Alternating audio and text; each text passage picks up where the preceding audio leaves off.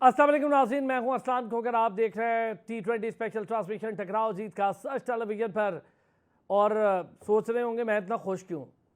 तो मैं इतना खुश नहीं हूं, लेकिन एक चीज़ की तसल्ली और इत्मीनान मुझे है, अगर ये टीम दूसरे राउंड में पहुंच जाती तो बहुत बड़े बड़े दाग धुल जाने थे और फिर लोगों ने कहना था यार देखें दूसरे राउंड में तो पहुंच गई। और यकीनी तौर पर जो हालात इस टीम के हैं, शायद दूसरे राउंड से आगे भी ना जाती। अब हमारे लिए जब ये शर्मिंदगी का मकाम आया है कि हमें क्वालिफाइंग राउंड खेलने इंडिया में होने वाले T20 वर्ल्ड कप के, अब अंदाज़ा होगा हम सबको बतौर एक क्रिकेटिंग नेशन कि हमने क्या कर दिया है पाकिस्तान क्रिकेट के साथ। 90s के लास्ट एरा में जब हॉकी के साथ यही सब कुछ हो रहा था तो लोगों ने सोचा नहीं था। आखिरी बड़ा नाम हॉकी का सोहेल अब्बास रह गया।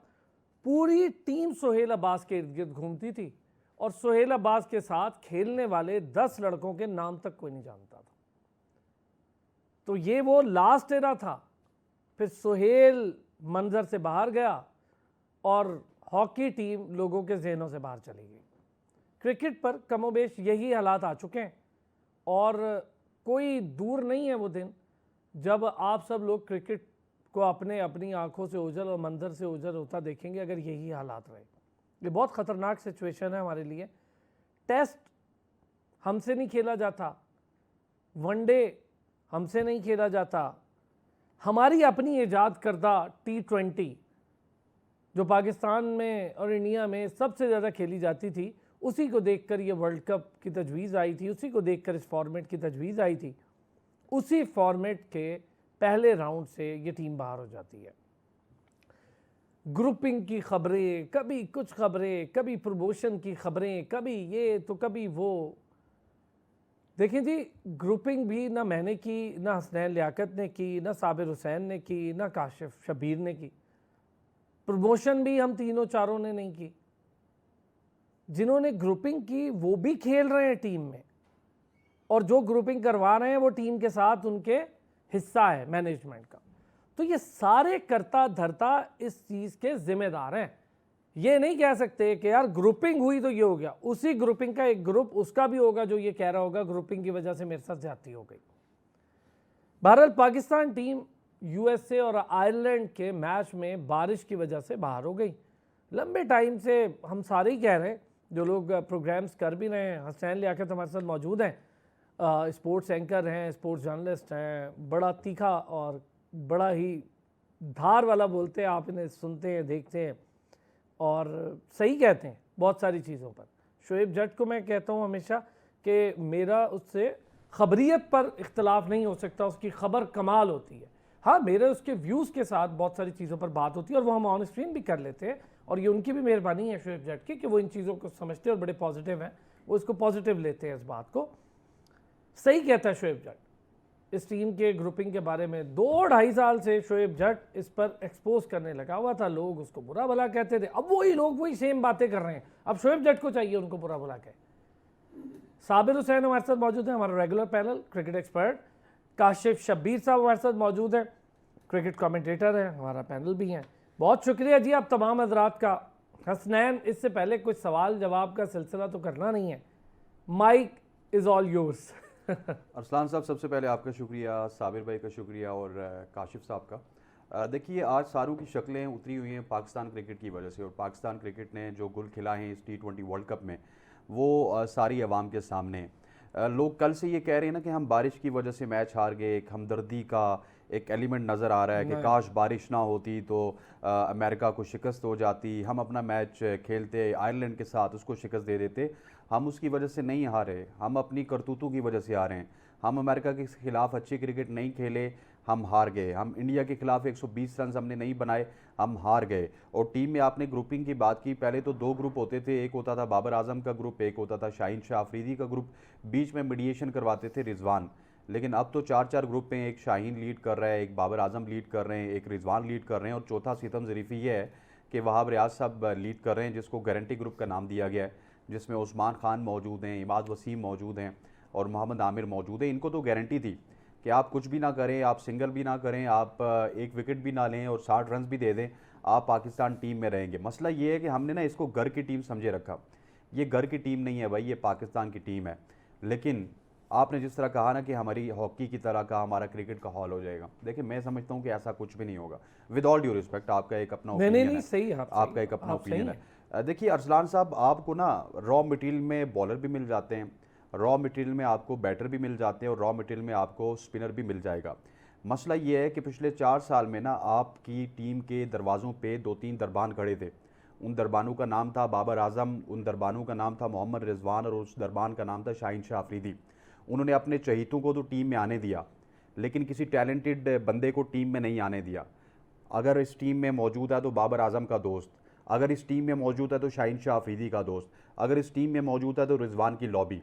तीसरे तो किसी बंदे के इन्हें आने नहीं दिया ना। Agree. आपने 15-16 में एक ग्रैंड ऑपरेशन किया था, जिस ग्रैंड ऑपरेशन की बदौलत आपने कामरान अकमल से जान छुड़ाई थी, आपने उमर अकमल से जान छुड़ाई थी, आपने अहमद शहजाद से जान छुड़ाई थी, आपने वहाब रियाज से जान छुड़ाई बहुत थी, अच्छा ऑपरेशन आपने हुआ जुनैद से जान छुड़ाई थी। क्या उसके बाद आपकी टीम नहीं बनी थी? बहुत उसके अच्छी बाद बात। आपकी टीम Very बनी well थी said. और आपकी टीम यूनिटी के जबरदस्त। ऊपर खेलती थी। बहुत अब अच्छा जब point है। वापस ग्रुपिंग आ गई है, ये वक्फों के ऊपर ज़्यादा बिलीव करते हैं, ये कमर्शियल्स के ऊपर ज़्यादा बिलीव करते हैं, ये ग्रुपिंग के ऊपर ज़्यादा बिलीव करते हैं, इनको उठा के बाहर फेंके, इनकी कोई ज़रूरत नहीं है। यार आप वापस टीम अपनी हसनैन बना लेंगे। बहुत बहुत जबरदस्त, जी हाँ। एप्रिशिएट, कमाल का पॉइंट लेकर आए, ये बहुत जबरदस्त बात है। काशिफ भाई, ये जो बात हसनैन ने की है ना, बाकी बातें तो बाद में करें, ये बात बिल्कुल ठीक है। ग्रैंड ऑपरेशन किया, फिर याद करवाया हसनैन ने, और बड़ा सही। कामरान भी गया, अहमद शहजाद भी गया, उमर अकमल भी गया, जो जो हम समझते थे कि अब नहीं रहे टीम के लिए और ग्रुपिंग कर रहे हैं, सेम वही सिचुएशन में दोबारा खड़े हो गए हैं आके। देखें, ये जो हालात टीम के हुए हैं, ये एक दिन के हालात नहीं है, ये हम पिछले 1-2 सालों से ये बातें कर रहे सर थे एशिया कप के कि बाद टीम से, जो है वो एशिया कप से टीम जो है वो गलत डायरेक्शन पे चल पड़ी है। देखें, इंडिविजुअल, हम हमेशा से बात ये करते रहे हैं कि आप इंडिविजुअल्स की टीम नहीं है, और इंडिविजुअल्स की प्रमोशन जो है वो पाकिस्तान टीम का मकसद नहीं है। पाकिस्तान टीम को एज अ मजमूई, एज अ होलिस्टिक अप्रोच लेकर चलने की ज़रूरत है। जिस जिस बैटर की, जिस जिस बॉलर की जहाँ जहाँ पोजीशन बनती है वहाँ वहाँ वो खेलना चाहिए।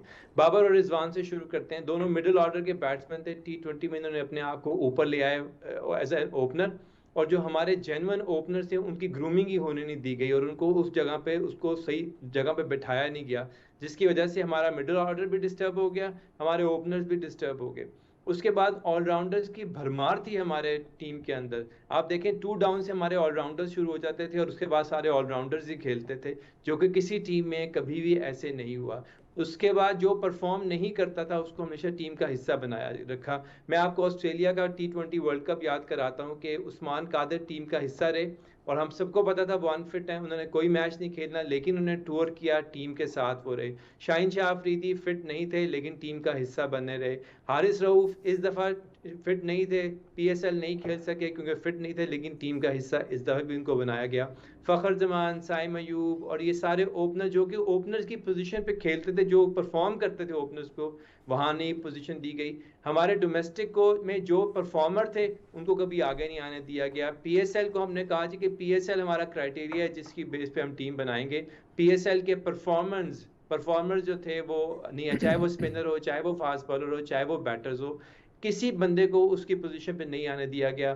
फिटनेस की अगर बात की जाए तो फिटनेस में कोई स्टैंडर्ड ही नहीं है। जब आजम खान टीम के अंदर खेल रहा है और मजबूरन कीपर बना दिया गया है, तो इसका मतलब है कि वहां पर भी सारी एक लॉबी है जो कि काम कर रही है। आप ये देखें, शाहीद आफरीदी का दामाद, उसने टीम में खेलना जरूरी है। सकलैन का दामाद, उसने टीम में खेलना जरूरी है। बाबर आजम के दोस्तों का खेलना टीम में जरूरी है। तो फिर टीम का यही हाल होना था। और अभी भी मैं ये कहता हूँ कि पाकिस्तान के पास टैलेंट की कोई कमी नहीं है। क्रिकेट में अगर आप डोमेस्टिक सर्किट में जाके देखें, आपके पास इतना टैलेंट मौजूद है कि आप टेस्ट की, वनडे की, T20 की टीम अलग अलग बना सकते हैं, लेकिन कोई क्राइटेरिया सेट करना चाहिए। ये कहाँ गई मैनेजमेंट? वो क्यों नहीं पूछती कि एक सिलेक्टर का क्या काम है कि वो डग आउट में बैठा हुआ है, वो जाके हर्डल में बैठा बातें कर रहा है, वो बता रहा है कि किसने आगे जाना है, किसने पहले खेलना है, किसने बाद में खेलना है। वो ये किस मुल्क में होता है? आप बात करें कोचेस की, तो दुनिया में कहाँ से ऐसे कोचेस हैं जो कि ऑनलाइन कोचिंग देते हैं? कौन ऐसे कोचेस हैं जिन दुनिया में मुल्क हैं जो कोचेस को लाखों डॉलर दें, लेकिन उनकी अवेलेबिलिटी सिर्फ ऑनलाइन हो या उनकी अवेलेबिलिटी सिर्फ टूर्नामेंट के वक्त हो? इसका मतलब है ना हमारे पास कोचेस हैं, ना सेलेक्टर्स हैं, ना मैनेजमेंट है। सिर्फ एक दो बंदों के इर्द गिर्द पूरी टीम रिवॉल्व करी, और ये तो होना ही था हमारे साथ जो हुआ है। लेकिन जो आपने शुरू में बात की कि अल्लाह का बहुत शुक्र है कि बारिश हो गई और पाकिस्तान नेक्स्ट राउंड में नहीं गया, ये बिल्कुल आपने सही कहा कि अगर नेक्स्ट राउंड में चला जाता तो इनके सारे ये धुल जाने थे। लेकिन अभी भी ज़रूरत है, अभी भी हमें होश के नाखून लेने की ज़रूरत है। मेरिट प्रिवेल करना चाहिए, मेरिट पे फैसले होने चाहिए, और जिसकी जो पोजीशन है वहाँ खेले। तो मैं अभी भी कहता हूँ पाकिस्तान की में इतना टैलेंट मौजूद है कि आपकी टीम एक प्रॉपर टीम बन सकती है। आपने डोमेस्टिक को इतना पीछे कर दिया कि अब किसी का डोमेस्टिक में इंटरेस्ट ही नहीं रहा, कोई खेलना ही नहीं चाहता। शादाब खान बताएं कितने डोमेस्टिक मैचेस खेला है, हारिस रऊफ कितने डोमेस्टिक मैचेस खेला है। दो बंदे जिन्होंने रिटायरमेंट का अनाउंस किया हुआ था, जो रिटायर हो चुके हुए थे, उनको आप वापस टीम के अंदर सर अभी रिसेंटली हुआ है काशिफ भाई, अभी रिसेंटली हुआ है डोमेस्टिक के प्लेयर्स मैच खेलने गए नहीं, और जो परफॉर्मर्स थे फिर उनकी मिन्नतें करके सर मिन्नतें करके लेकर जाया गया, और उन्होंने ये कहा कि भाईजान डोमेस्टिक से हमें खेलना तो है नहीं पाकिस्तान टीम में, तो किस चीज की डोमेस्टिक? अरसलान मुझे बताएं ना, उसामा मीर की क्या गलती थी? आपके पास वाहिद प्रॉपर लेग स्पिनर था, उसको आप नहीं साथ लेके गए। ऐसी विकेटों पे भी नहीं लेके गए जो विकेटें कंड्यूसिव एंड टुवर्ड्स स्पिनर नहीं लेके गए। मोहम्मद अली जिसने आउटस्टैंडिंग परफॉर्मेंस दी, उसको कोई पता नहीं कहां पर है।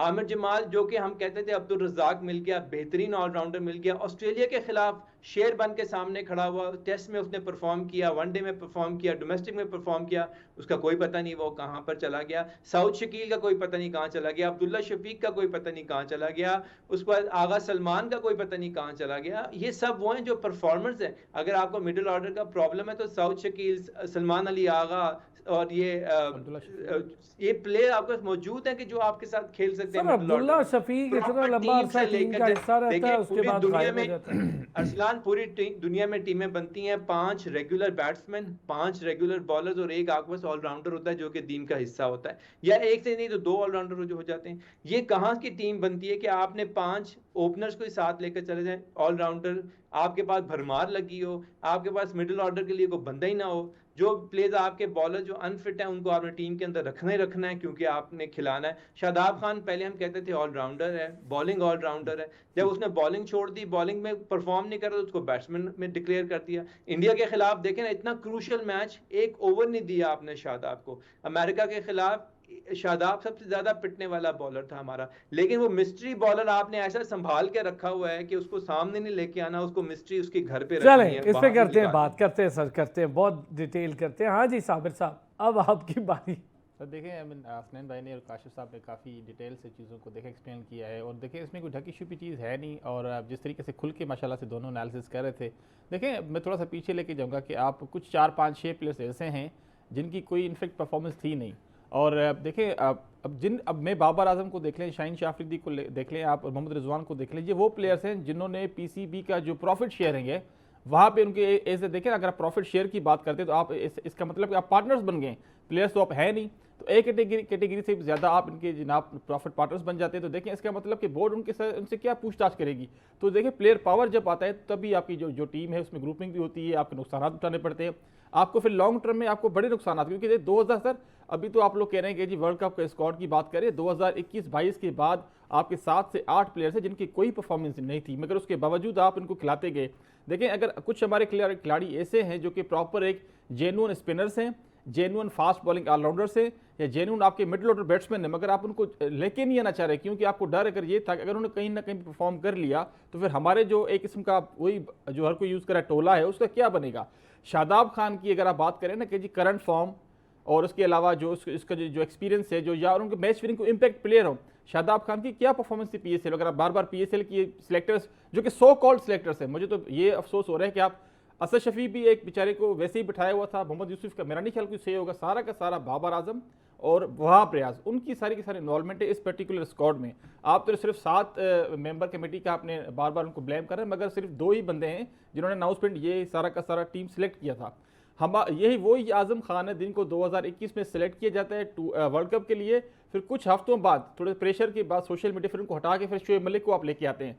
जो बंदा 3 साल में अपनी फिटनेस पे काम नहीं करना चाहता, उसको कोई तरजीह नहीं देता अपने मुल्क के खेलने के लिए, भाई अब उसको क्यों लेके आ रहा है 3 साल के बाद। इसका मतलब हमारे पास विकेट कीपर बैट्समैन नहीं थे, हसीबुल आपके पास था, मोहम्मद रिजवान खुद आपके पास थे, उस्मान खान को किस बेसिस पे आप लेके आए, मोहम्मद आमिर को आप लेके आए क्यों कि भाई उसका एक्सपीरियंस सीपीएल में आपने देख लिया। देखें मैं अगेन वही बात है कि अब सर स्पिनर भी हैं, दोनों हैं हमारे पास अच्छे नाम जो बच्चे सर, बहुत नए अच्छा, लड़कों को मेहरान क्यों नहीं? मुमताज की मैं बात कर मुशताक भाई, लूँ, सुफियान देखिए, मुकीम की हमें मैं कहीं ना बात कहीं- कर लूँ, इतने ज़बरदस्त प्लेयर्स हैं वो। स्पिनर का मसला नहीं है, साहिबजादा फरहान को चांस नहीं देना, नहीं देना, अब्दुल्ला शफीक को चांस नहीं देना, नहीं देना, आमिर जमाल के ऊपर एक टेप लगा के उसको दीवार के साथ चिपका देना है तो चिपका देना है भाई, नहीं खिलाना हमने उसको। उसके बाद आपने ट्राई ही नहीं करनी कि कहाँ पर क्या राइट कॉम्ब।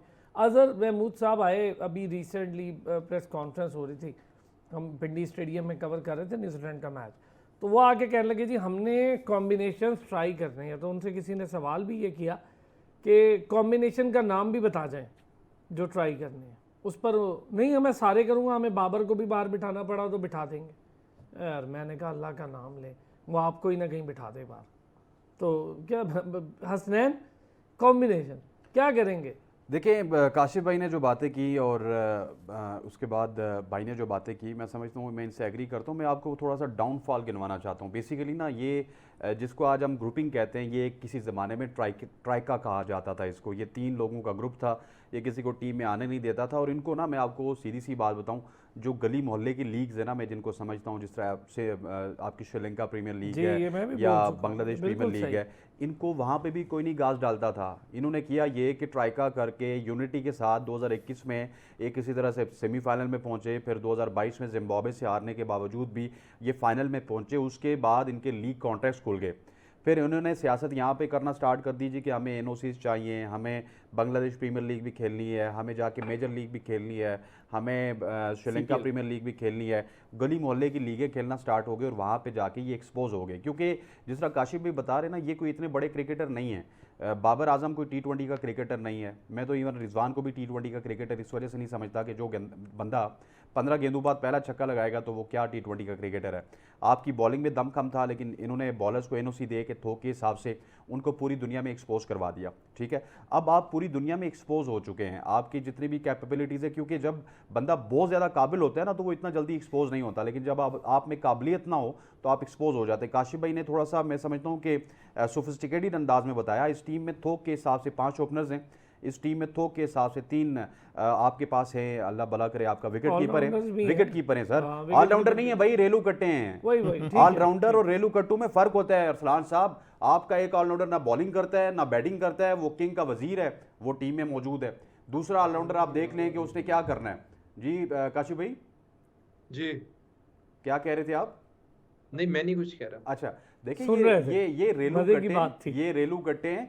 और ये रेलू कट्टे सिर्फ पाकिस्तान क्रिकेट में चलते हैं ऑलराउंडर। तो आप देखिए रविंद्र जाडेजा की तरह के होते हैं ऑलराउंडर, अक्सर पटेल पांड्या की तरह होते के हैं, होते पांड्या हैं की तरह के भाई। होते हैं। यहाँ पे जो बंदा ऑलराउंडर था, ठीक बात की काशिफ शब्बीर साहब ने, आमिर जमाल के मैंने हवाले से की।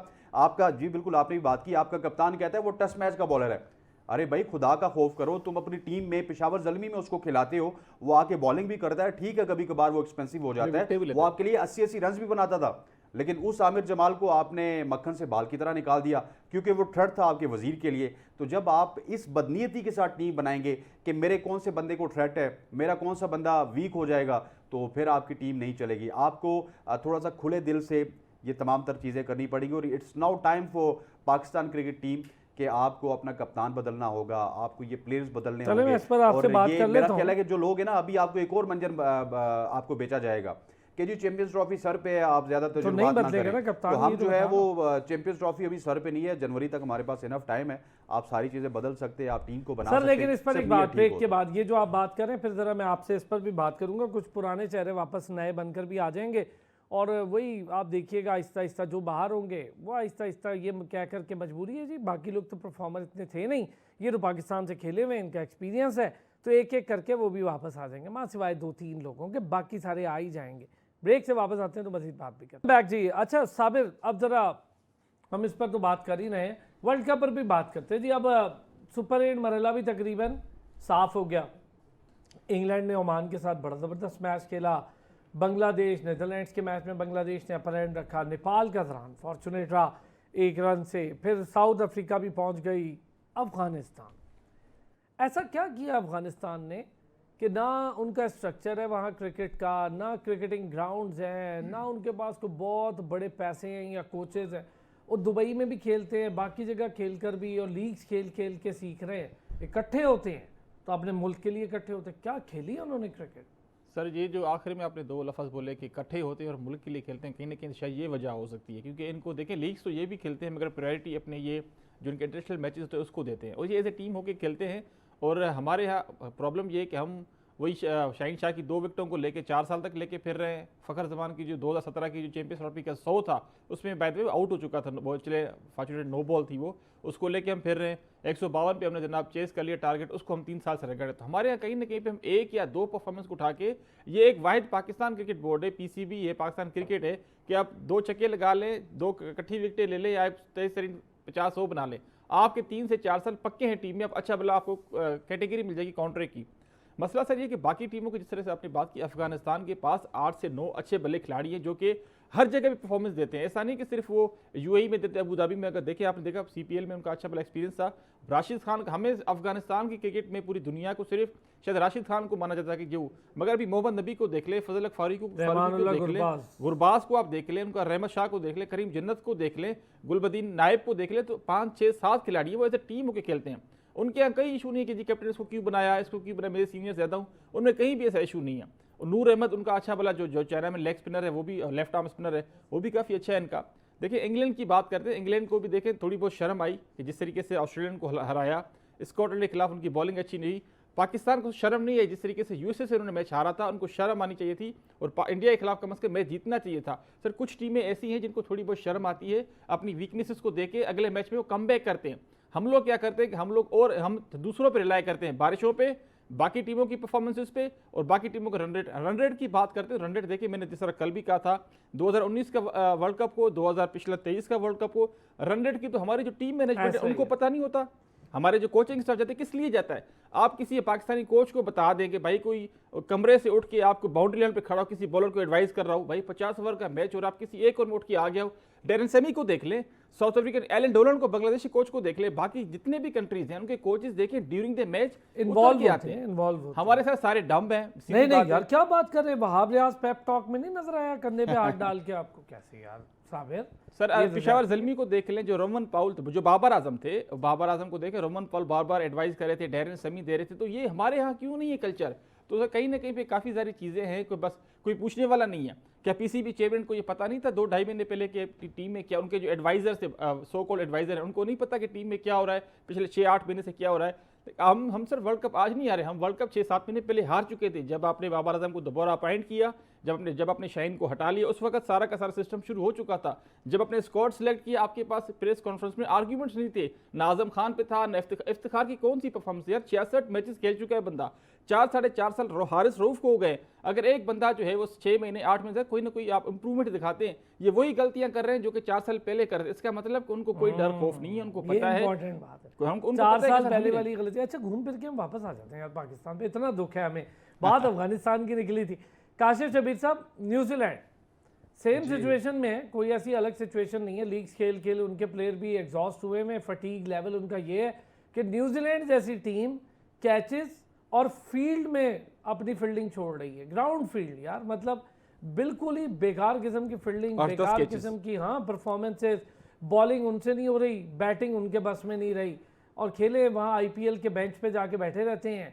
तो हालात आपके सामने देखें, ये T20 में जो है ना और लीग क्रिकेट्स ने, इन्होंने फटीक लेवल तो डेफिनेटली हर प्लेयर का हाई कर दी, उसके अलावा फिटनेस के बड़े प्रॉब्लम्स हैं। अब किसी भी प्लेयर को एक्स्ट्रा ऑर्डिनरी फिट होना है, अगर उसने तमाम लीग्स खेलनी है, उसने अपनी कंट्री को रिप्रेजेंट करना है, मेरा ख्याल है इस स्ट्रक्चर को थोड़ा सा बेहतर करना चाहिए। लीग्स क्रिकेट को जो है थोड़ा देखना चाहिए कि कौन सा प्लेयर कितनी कितनी लीग क्रिकेट खेल सकता है, और जब जो आईसीसी के जो टूर्नामेंट हो वो किसी भी लीग क्रिकेट के कम से कम महीने 2 महीने के बाद होने चाहिए, ताकि प्लेयर्स को उतना ब्रेक मिले, उतना कुशन मिले, और फिर वो आईसीसी टूर्नामेंट में आए। पूरी दुनिया बायलैटरल टूर्नामेंट्स को उतना इंटरेस्ट नहीं लेती जितना वो आईसीसी टूर्नामेंट्स का इंटरेस्ट लेती है, और बड़े अरसे से इंतजार था हमें इस टूर्नामेंट का। आप देखें, न्यूजीलैंड आउट हो गई, श्रीलंका आउट हो गई, पाकिस्तान आउट हो गई, 3 मेन टीमें जो हैं इस टूर्नामेंट से आउट हो गई। तो फिर ये इसका वो मज़ा जो है वो मज़ा उस हिसाब से नहीं रहता किसी भी वर्ल्ड कप का। और आप सुपर 8 में देखेंगे जो हल्की टीमें वहाँ जाएंगी वो जाकर इतना ज़्यादा परफॉर्म नहीं कर सकेंगी। इसलिए आईसीसी को भी थोड़ा स्ट्रक्चर के बारे में सोचने की ज़रूरत है और देखना चाहिए कि हम आगे क्रिकेट को कहाँ पर लेकर जा रहे हैं। लेकिन प्रॉब्लम ये आता है कि आईसीसी के ऊपर एक मुल्क का धब्बा लगा हुआ है और वो मुल्क जो है जहां जैसे चाहता है वो पूरी आईसीसी को डिक्टेट करता है। यार तो काशिफ एक इसलिए बात ये बताएं, प्रॉब्लम एक जो है बात वो बताएं, डेफिनेटली साथ एक है। चीज, आईसीसी ने हाथ नहीं बांधे खेलने के लिए, बल्ले नहीं पकड़े, पाँव नहीं इनके जकड़ दिए। ग्राउंड में तो खुद खेला जा सकता है ना। अब अच्छी छोटी टीमें अच्छा नहीं, खेल ग्राउंड रही में हैं, खेला जा सकता है, मैं उन्हें क्रेडिट लेकिन दूंगा। आप यूएसए ने कमाल कर दिया है, बहुत अच्छा खेली है, और स्कॉटलैंड क्या खेल रही है क्रिकेट। मतलब अगर हम अच्छी नहीं खेल रहे, न्यूजीलैंड अच्छी नहीं खेल रही, तो भाई हमें शर्म आनी चाहिए। नहीं, बिल्कुल बिल्कुल वो बात सही है आपकी, लेकिन आप देखें बॉडी का एक फटीग लेवल होता है, उसको आप डिनाई नहीं कर सकते। हाँ वो और काम है आपने कि कदम आपने लगाना, अपने तो आप बोर्ड्स को का भी है प्रॉपर ना। रेस्ट देना चाहिए। लेकिन ये हर मुल्क को अपना खुद स्ट्रैटेजी बनाने की जरूरत है ना। मैं आपको मिसाल देता हूँ पिछले वर्ल्ड कप की, 50 ओवर वर्ल्ड कप की, कि पाकिस्तान के प्लेयर जब वो श्रीलंका प्रीमियर लीग से खेल कर आए थे तो वहां से सारे हमारे मेन प्लेयर जो थे वो इंजर होके तो वर्ल्ड कप में आ गए, जिसकी वजह से हमारी सारी टीम खराब हो गई। आप केन विलियमसन की मिसाल ले लें कि जब वो गया खेलने आईपीएल, वहां वो इंजर हो गया तो आगे वो अपने वर्ल्ड कप नहीं खेल सका। तो इससे ये प्रॉब्लम तो है। इंग्लैंड के प्लेयर्स ने आईपीएल छोड़ के चले गए वापस पाकिस्तान की बायलैटरल सीरीज खेलने के लिए। और दूसरा एक और वजह भी थी, देखें एक और वजह जो है, जो सिंसियर वजह है, वो ये है कि ये सारी ड्रॉप इन विकेट्स थी। इन विकेट्स के ऊपर कम से कम हर टीम को एक एक दो दो मैच वार्म अप के मिलने चाहिए थे, ताकि थोड़ा विकेट के साथ भी यूज टू होते हैं, उनको अंदाजा होता कि विकेट कैसे बिहेव कर रही है। बांग्लादेश ने अक्लमंदी की कि वहां जाके उसने सीरीज खेली अमेरिका के खिलाफ, चाहे वो हार गए चाहे जो मर्जी रिजल्ट हुआ, लेकिन एटलीस्ट वो यूज टू हो गया according to the situation, according to the wickets. USA की अपनी विकेट्स थी, उसके हिसाब से वो वहां पर वो यूज टू हो गए। इंडिया को एक मैच मिल गया, पाकिस्तान को तो कोई मैच नहीं मिला वहां पर। और मेरा ख्याल है same is the case with New Zealand, उनको भी कोई मैच वहां पर नहीं मिला खेलने को। तो ये इश्यूज हैं वार्म अप मैचेस। आप पिछले वर्ल्ड कप देख लेना, जब इंग्लैंड में वर्ल्ड कप हुआ था या ऑस्ट्रेलिया में वर्ल्ड कप हुआ था, सारी टीमों ने जाके वार्म अप मैचेस खेले, एक एक दो दो वार्म अप मैचेस खेले, थोड़ा क्लाइमेटाइज हुए उस माहौल के मुताबिक, फिर वो वर्ल्ड कप जो है वहां पर स्टार्ट हुआ। तो ये बड़ी इंपॉर्टेंट चीजें हैं जिनको आगे लेकर चलने की जरूरत थी। मैचेस अरेंज करना, सही सारा बात है, शेड्यूल बोर्ड करना, का आप काम ना है, करते बोर्ड सीरीज जाके इंग्लैंड की। मीटिंग में बात करें, एग्जैक्टली bilateral बोर्ड का series काम है, बनाए। लेकिन मैं ठीक वही है। तो आपसे कह रहा हूँ ना कि ये सब चीजें होनी चाहिए थी, जिसकी जो नहीं हुई, जिसका खुमियाजा जो है उन आईसीसी मुल्कों एंड को पर उठाना पड़ा। इंतजामात की तो बहुत बुरा हाल था। देखें अरसलान, मैं थोड़ा सा ऐड करना चाहूँगा कि मसला ये है कि आपके बोर्ड में स्टेबिलिटी नहीं है। जब ये मोहम्मद हफीज़ को पता चला था कि न्यूयॉर्क में हमें मैच नहीं मिलेंगे, वार्म अप मैचेस नहीं मिलेंगे, उन्होंने उस वक्त सबसे पहले ये मामला पुट किया था पाकिस्तान क्रिकेट बोर्ड के उस वक्त के चेयरमैन ज़का अशरफ के सामने। फिर उन्होंने आईसीसी के सामने एहतजाज भी किया था। मामला जो ही आगे चलने लगे तो फिर पता चला कि रातों रात मोहसिन नकवी साहब पैराशूटर के ज़रिए आपके पीसीबी के चेयरमैन बन गए। सो मसला ये है कि हमारे यहाँ ज़का अशरफ साहब से भी जान छूटी नहीं, हमारे यहाँ ना देखिए, हमारे यहाँ मसला ये तो है भाई कि स्टेबिलिटी का मसला है ना। आप सिर्फ एक चीज़ देख लीजिए कि 2019 से लेके 2022 तक आपके बोर्ड में स्टेबिलिटी थी ना, तो आप कहीं ना कहीं आपकी टीम भी रिजल्ट दे रही Stand कर रही थी। है, ठीक है, बिल्कुल, agree, बहुत आपके जब अच्छी बात सिस्टम में स्टेबिलिटी होती हाँ। है आपकी टीम भी स्टैंड करती है। आपके सिस्टम में स्टेबिलिटी नहीं होगी, आपकी टीम स्टैंड नहीं करेगी। आपका चीफ सिलेक्टर रोज बदला होता है, आपका चेयरमैन रोज बदला होता है, आपका सही। हेड कोच रोज बदला होता है, आपका कप्तान रोज बदला होता है, आपकी टीम में तकरीबन 4-5 प्लेयर्स रोज फ्लक्चुएट होते हैं। तो उसके at the end of the day result अच्छा यही आएगा स्नेहल, जो कि इसी पहले पर आना एक है। कमेंट और करने हैं हम। 3 चीज़ें आपने जिक्र किया, मैं इस पर ही बात करने वाला था, लेकिन अच्छा कि आपने इसका जिक्र कर दिया। कभी एक टाइम पे हम चेयरमैन ढूंढ रहे होते हैं, फिर उसके बाद चेयरमैन अगर मिल जाता है तो कप्तान और ढूंढते हैं, कप्तान मिल जाए तो कोच ढूंढते हैं। ये तीनों चीज़ें ना एक सर्कल में चले जा रही है। अब हमें कोच मिल जाएगा, फिर हम चेयरमैन ढूंढ रहे होंगे, फिर चेयरमैन मिल जाएगा, फिर दोबारा कप्तान ढूंढ रहे होंगे, फिर हम कोच। हम इससे बाहर ही नहीं आ पा रहे यार। देखिए, मैं आपको एक इसका सिंपल हल बताता हूँ। एक तो ये है कि आप जो 3 आपके सीनियर प्लेयर्स हैं जो कि इस वक्त ग्रुपिंग में शामिल हैं, बाबर आजम, मोहम्मद रिजवान और शाहीन शाह अफरीदी, इनको बिल्कुल साइड लाइन पे करें। अगर नहीं, वो सीनियर प्लेयर्स की बात करूं फिलहाल, ठीक है, इनको साइड लाइन पे करें। उधर में आता हूं, इनको साइड लाइन पे करें। इनको कोई भी जिम्मेदारी ना दें, ना इनको कप्तान बनाए, ना इनको वाइस कप्तान बनाएं, ठीक है, और ना इनके वजीरों को और मशीरों को आप कप्तान या वाइस कप्तान बनाएं। परफॉर्मेंसेस के ऊपर टीम बनाएं। कोई ऐसा बंदा लाएं जिस तरह 2006-7 में इंडिया में आपने देखा होगा, बल्कि उससे भी पहले एम एस धोनी को लाया गया था, जब सचिन तेंदुलकर भी टीम में मौजूद थे, सहवाग भी मौजूद थे, राहुल द्रविड़ भी मौजूद थे, और गंगोली भी मौजूद थे, कुंबले भी मौजूद थे। बड़ी बारी भरकम बड़े टीम बड़े थी, सारे लेकिन एक यंग लड़के को लाया गया था और उस यंग लड़के ने आके रिजल्ट भी प्रोड्यूस किए थे। जैसे यंग लड़के ने उनको 2007 का वर्ल्ड कप जितवाया, उसी यंग लड़के ने उनको 2011 का वर्ल्ड कप जितवाया और फिर चैंपियंस ट्रॉफी जितवाई। अब मसला ये है कि आपने एक तो ये काम करना, दूसरा ये जो वहाब रियाज साहब हैं, इन्होंने जाके अपना जो ग्रुप बनाया है, इनकी सरजनिश होनी चाहिए, इनको क्रिकेट बोर्ड से दूर करना चाहिए। और खुदा का वास्ता है, कोई भी चेयरमैन पीसीबी है, मैं उसको खुदा का वास्ता डालता हूँ, अल्लाह का वास्ता डालता हूँ कि ये जो जिनको जुमा 8 दिन होते हैं ना रिटायर हुए हुए, इनको आके टीम में मुसल्लत ना किया करें। ये आपके प्लेयर्स के दोस्त होते हैं, ये उनको दावतों पे लेके जाते हैं, ये डिनर अरेंज करवाते हैं, ये $25 की बोली लगवाते हैं, हज़ारों डॉलर जो है वो प्लेयर्स को दिलवाते हैं। अभी तो मैं आपको अक्सर अपने प्रोग्राम में भी बताता हूँ, आप भी बल्कि मेरे प्रोग्राम में आते रहते हैं, कि हम तो वहाँ पे सैर सपाटे करने गए थे, हम वहाँ पे डिनर करने गए थे, हम वहाँ पे बुल राइडिंग करने गए थे, हम वहाँ पे काउबॉय बनने गए थे। उसके अलावा तो हमने कुछ करना नहीं था ना। काशी भाई कह रहे हैं, काशी भाई मासूम आदमी है, कह रहे हैं कि हमें अगर न्यूयॉर्क में मैच मिल जाता तो हमने पता नहीं क्या कुछ कर देना था। काशी भाई, इनको न्यूयॉर्क में एक मैच नहीं, इनको 4 मैच भी मिलते ना, इन्होंने फिर भी नहीं जीतना था, क्योंकि इंटेंशन से बंदा जीतता है। पिच के ऊपर जितना खेल ले या वेदर को जितना जो यार है इधर पिंडी कराची लाहौर यानी जीत पाते चाहिए, रोज खेलते हैं तो ब्रेक लो आप ये बहस करते हैं एक ब्रेक के बाद, यही से शुरू करते हैं, एक छोटे से ब्रेक ले बैक जी। अच्छा साबिर कुछ कह रहे थे? फिर देखें, अब काशिफ भाई ने अच्छा पॉइंट उठाया कि देखें वार्म अप मैचेस होने चाहिए, और मगर उससे अच्छा पॉइंट तो मुझे हसनैन ने भी उठा दिया, मुझे तो मजा आया, क्या तो सही कह रहा है। इधर यार पिंडी इस्लामाबाद लाहौर नहीं जीत सकते आप, आपको वहाँ 10 मैच में मिल जाए, नहीं जीत सकते आप। तो सर प्लेयर्स की इंटेंशन की बात है ना, जब आपको डर पिचेस क्या मुश्किल थी, मुझे बताएं, मुश्किल थी, बॉलर्स की दुर्गत बनी हुई थी, तो आपके बैटर्स में हिम्मत। सर मैं एक छोटा सा पॉइंट ऐड कर दूं, उसके बाद साबिर भी ऐड कर लें।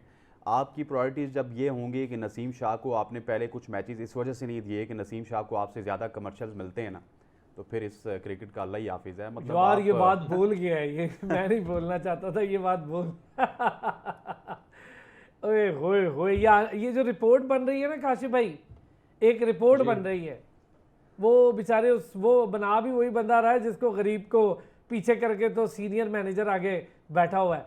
तो उस रिपोर्ट में ये चीज़ बाकायदा तौर पे मेंशन कर दी गई है। अच्छा चले साबिर। सर देखें, अब काशिफ भाई ने और हसनैन ने काफ़ी अच्छी बातें की। देखें आपको नई टीम बनानी पड़ेगी, कोई देखिए नए प्लेयर्स अगर आप ऐड करते हैं, मोहम्मद आमिर को आप लेके आए थे 2009 के T20 वर्ल्ड कप में, यंगस्टर था, 19 साल का लड़का था, 17 साल का, उसने आपको अच्छी भली परफॉर्मेंस दी थी, यूनुस खान ने अच्छा यूटिलाइज किया था। तो हमें डर और खौफ क्यों होता है नए बच्चे ना लेके आने का? आपके पास काफ़ी सारे नए लड़के थे, एक्सपीरियंस खिलाड़ी थे। छोड़े इनको एक्सपीरियंस को, हमारा तो सर्किट पूरा तबाह हो गया, डोमेस्टिक का बेड़ा गर्क, और उसमें कील ठोक दी गई थी जब आपने 192 प्लेयर्स के दरमियान पूरी क्रिकेट कर दी थी। वो रिटायर भी हो जाएं पाकिस्तान टीम से, तब भी वो खेल रहे होते थे वो उसी जगह। तो वो तो हमने वहाँ से ख़राबी शुरू की। अब डिपार्टमेंटल क्रिकेट वापस आई, अकरबा परवरी भी साथ ही आ गई, मेरी सिफारिश उसकी सिफारिश, इसका बेटा तो उसका बेटा, तो क्रिकेटर के बेटे, तो वही बच्चे फिर यूँ खेलेंगे, यही होगा। आए सर वापस पॉइंट्स टेबल पे साबिर और हसनैन और काशिफ भाई। पॉइंट्स टेबल की सिचुएशन है जी, इंडिया USA आगे हो गए ग्रुप ए में सर, और ग्रुप बी में ऑस्ट्रेलिया, स्कॉटलैंड और इंग्लैंड के बीच स्कॉटलैंड एक्सीलेंट, मतलब फंसा के रखा हुआ है उसने अभी सर। एक मैच उनका बाकी है, वो मैच उनके 5 वो मैच खेलेंगे, और अगर वो जीत गए तो इंग्लैंड के लिए भी मुश्किल डाल बारिश हो गई, फिर सर मुश्किल डाल देंगे ना, बारिश हो गई फिर भी बारिश, वो भी दुआएं करेंगे अब बारिश होगी। हाँ सही बात है। मैं तो कह रहा हूँ बारिश हो जाए ताकि इंग्लैंड, न्यूजीलैंड, पाकिस्तान और श्रीलंका क्वालिफायर खेलें, फिर हमें पता चलेगा कि वर्ल्ड कप में कैसे जाते हैं। वाह बहुत अच्छा, मैं आपकी बात से 200% अग्री। अच्छा जी, फिर अफगानिस्तान और वेस्ट इंडीज अपने 6 पॉइंट्स लेके सुकून से चले गए। अभी एक मैच उनका आपसी वाला भी बाकी है। अच्छा जी, साउथ अफ्रीका पहुंच गई सुकून से, 4 मैच जीती। बांग्लादेश बैठी हुई है 4 पॉइंट्स के साथ, और मुझे नहीं लगता कि नीदरलैंड्स अब 2 पॉइंट और लेके या कुछ करके तो बांग्लादेश को प्रॉब्लम है, बांग्लादेश भी पहुंच गई। तो ये है जी ग्रुप, और जो हसनैन कह रहे हैं सर, साउथ अफ्रीका को अप्रिशिएट करना पड़ेगा, क्योंकि जिस तरीके की बॉलिंग उन्होंने इस पर्टिकुलर टूर्नामेंट में शो की है, 115 रन, 113 रन, ये रन डिफेंड करना और वर्ल्ड कप के इवेंट्स पे काफ़ी अच्छा होता है। और देखें कंसिस्टेंटली वो कर रहे हैं ये, क्योंकि आपने देखा होगा जब उनका मैच बांग्लादेश के साथ था, उन्होंने देखें आखिरी 4 ओवर में 24 रन नहीं बनने दिए, उनकी 6-7 विकेटें थी बांग्लादेश के पास। इसी तरह से कल जो रात उनके साथ मैच था नेपाल के साथ, वहाँ पे भी उनको आई थिंक 18 रन चाहिए थे 3-4 ओवर में, मगर वो भी साउथ अफ्रीका नहीं करने दिए। तो मेरी नज़र में जिस तरीके की परफॉर्मेंस साउथ अफ्रीका ने शो की, अफगानिस्तान ने शो की, वो हेड्स ऑफ टू देम। मगर ऑस्ट्रेलिया तो चलो हमेशा करता रहता है, वो हमारे लिए कोई नई चीज़ नहीं है। मगर पर इंग्लैंड बड़ी स्ट्रगल कर रही है, बुरे तरीके से कर रही है।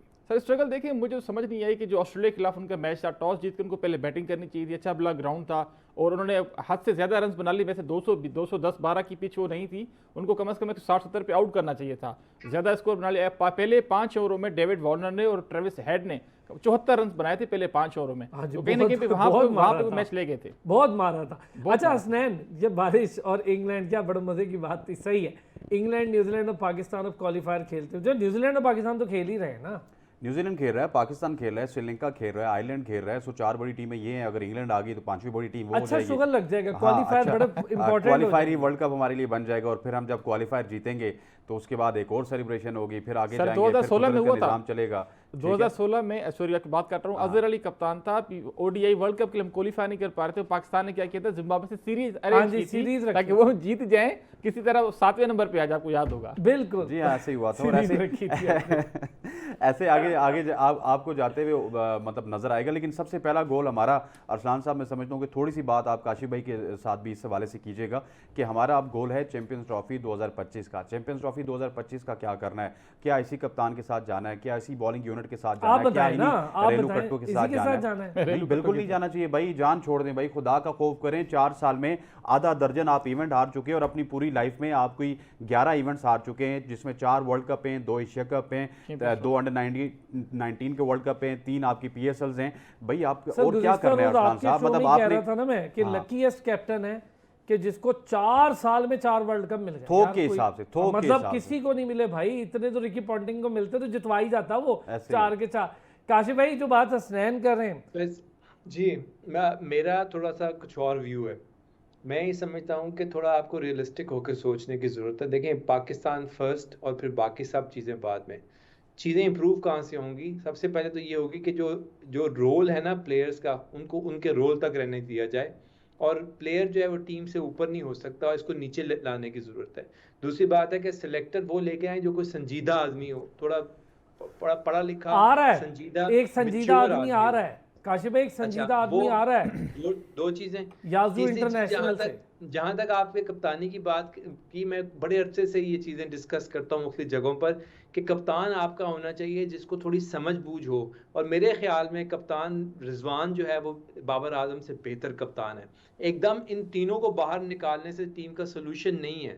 सोल्यूशन ये है कि आप कप्तान डेफिनेटली चेंज करें, चेंज करने की ज़रूरत है। उसके बाद टीम को मेरिट पे लेकर आएँ। अगर रिजवान को कप्तान बना दिया जाए, टीम मेरिट पे, क्योंकि आगे है आपका चैंपियंस ट्रॉफी, 50 ओवर का मैच है। 50 ओवर में वैसे भी बाबर आजम रिजवान ने नीचे खेलना होता है। वहाँ के लिए आपके पास बहुत टीम अवेलेबल है। आपके पास साउद शकील अवेलेबल है, आपको सलमान अली आगा अवेलेबल है, आपके पास साहबजादा वो है, फरहान है, अब्दुल्ला शफीक है, आमिर जमाल है, फिर आपके पास उसामा मीर है, फिर वो एक ऑफ ब्रेक बॉलर था, क्या नाम है उसका, जो आपने इंट्रोड्यूस कराया था अपने प्रोग्राम में, अरसलान जी नाम निकल जाता, तारिक उस्मान जी, तारिक उस्मान, वो है आपके पास।